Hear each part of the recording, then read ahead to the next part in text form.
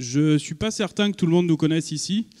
Et pourtant, vous nous connaissez parce que vous nous entendez quand vous allez faire vos courses, quand vous allez peut-être faire du shopping aux Galeries Lafayette, quand vous allez chez Habitat acheter des meubles ou manger un burger à Memphis Coffee ou acheter une poussette à Orchestra. Bref, on est présent puisqu'on sonorise aujourd'hui 7000 points de vente à travers le monde.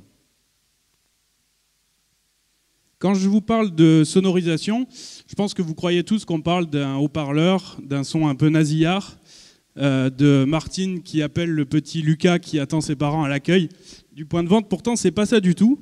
Notre métier, c'est vraiment créer un univers sonore sur mesure pour des enseignes. Alors, pour créer un univers sonore sur mesure, comment on fait? On a une base musicale qui est importante, qui n'est pas aussi importante qu'une base comme Deezer. Deezer totalise plusieurs millions de titres. Nous, on a une base moins importante, mais ces 500 000 titres qu'on a sont qualifiés par des tags. Ces tags, parfois plutôt évidents, le sexe de la personne qui chante, le rythme, le tempo, mais après des tags un petit peu plus exotiques ou précis, comme les CSP auxquels on va s'adresser, ou comme la météo qu'il faut avoir à l'extérieur pour écouter cette musique. Donc ces critères, on en a parlé, ça nous permet de créer un ADN pour chaque morceau, et nous, dans notre agence, on va essayer de définir l'ADN des clients avec lesquels on travaille. Une fois qu'on a créé cet ADN, notre métier, ça va être rapprocher cet ADN du client, de l'ADN des morceaux, pour générer chaque jour des playlists. Playlists qui vont être adaptées aux clients, évidemment, mais qui vont être adaptées aussi au contexte. Le contexte, c'est quoi? C'est le temps qu'il fait dehors. Le contexte, ça va être les clients qu'on a dans le point de vente à un moment précis. Ça va être si le point de vente est rural, urbain, périurbain. Tout ça pour que la musique qu'on passe dans le magasin soit vraiment adaptée aux personnes qu'il y a actuellement dans ce magasin. On a parlé de la playlist, des musiques. On a également des messages promotionnels que notre studio de production crée. Et ces messages promotionnels, c'est la même chose. On va essayer de les passer au moment précis où le client a besoin de les entendre. Chez un caviste, par exemple, on va essayer de passer de la musique qui sera de la musique un petit peu classique, un petit peu classieuse, et qui va vous pousser, vous manipuler pour essayer d'acheter des bouteilles qui vont être un peu plus qualitatives que celles que vous auriez pu acheter.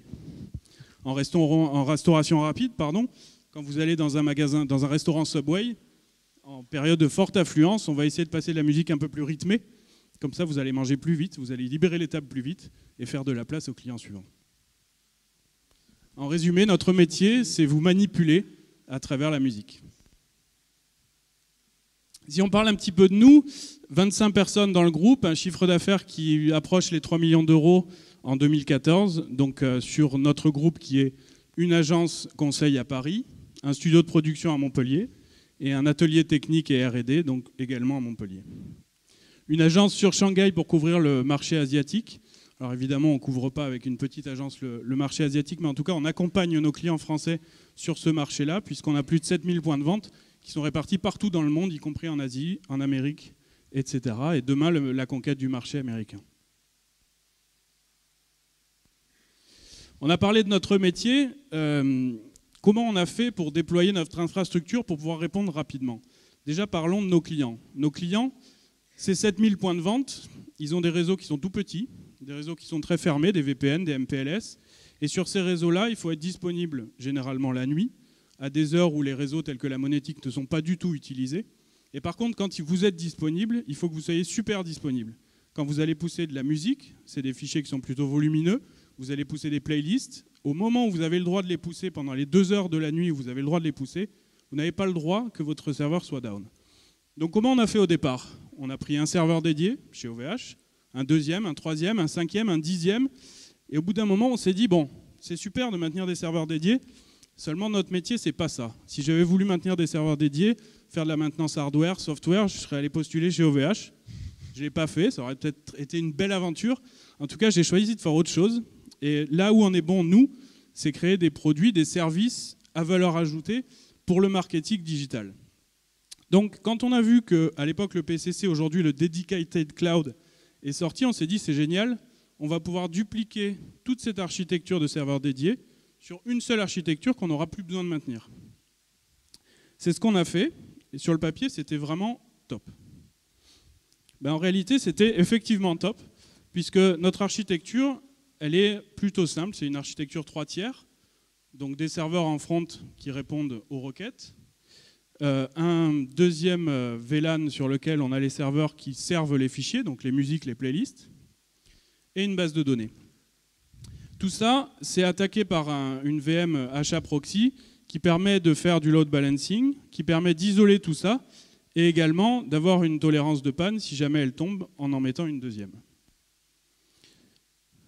Ensuite, on a un firewall qui permet d'attaquer ces différentes machines pour la maintenance ou pour différents accès, par un seul point d'entrée, avec une IP qu'on est évidemment les seuls à connaître, et qui permet d'éviter les attaques, puisque les serveurs des 3 VLAN ne sont accessibles soit par ce serveur, donc sur un seul port, soit par le firewall qu'on est les seuls à connaître. Ce firewall sert enfin à faire de la collecte de données. Je parlais tout à l'heure de la météo. On va collecter toutes les 3 heures la météo de tous les points du monde dans lesquels on a des clients, et ça nous permet d'adapter, comme je disais, la musique et les messages en temps réel en fonction du temps qu'il fait dehors.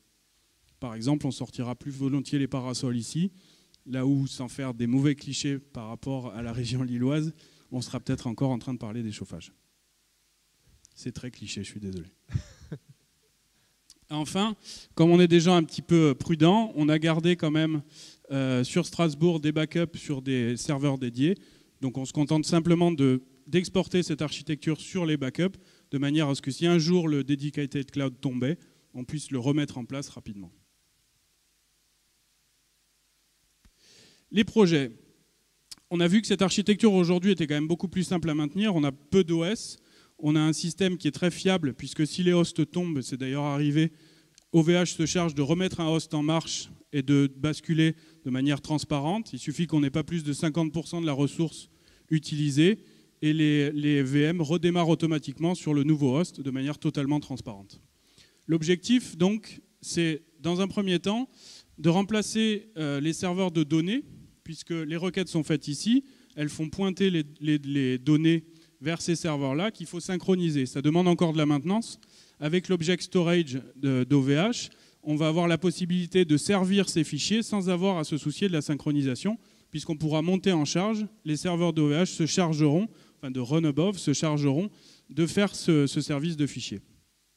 Et la deuxième chose, c'est le CDN, ou plus exactement le CDN over Object Storage, avec lequel on va être capable, puisqu'on a parlé du fait qu'on était présent dans tous les pays du monde, quasiment, 30 pays en tout cas, on va être capable d'aller synchroniser ces différents fichiers sur différents points de présence partout dans le monde, de manière à réduire la latence, réduire la bande passante, et faire en sorte que quand un client à Shanghai va demander un fichier, ben, ils ne viennent pas le chercher à Roubaix, à Strasbourg, ou éventuellement dans d'autres data centers.